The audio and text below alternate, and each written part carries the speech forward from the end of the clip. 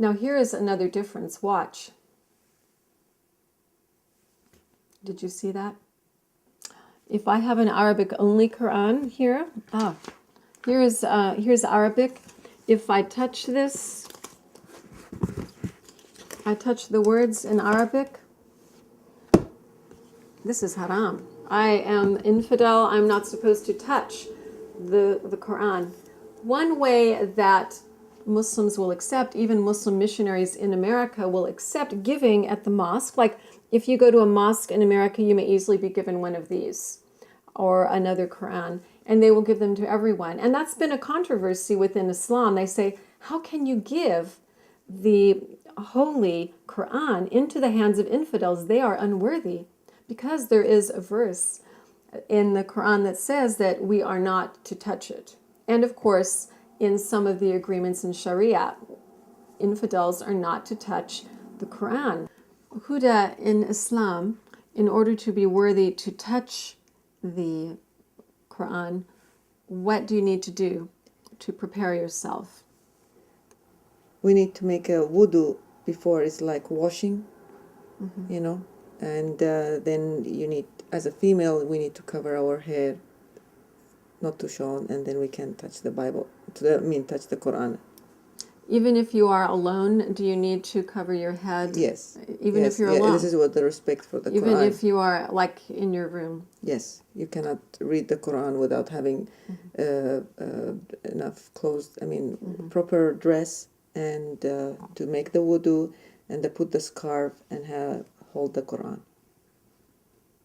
Okay, you see, this is a difference because we believe the word of the Lord stands forever, and although we are respectful to the Bible, we don't hold it as something that is like an idol, something that we would worship.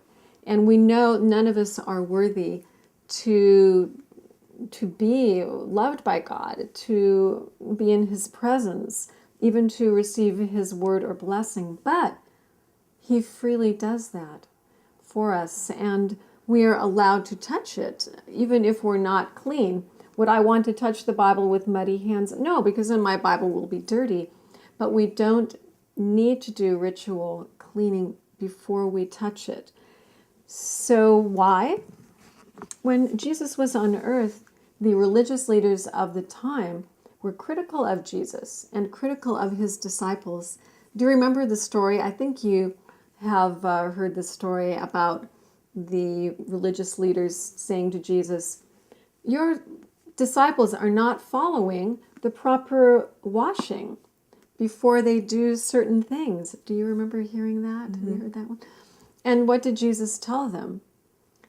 He said, like those of you who know anything about Jesus can probably guess, He told them, it's not what's on the outside that counts, it's what's on the inside. And so that's the same thing we have with the Bible.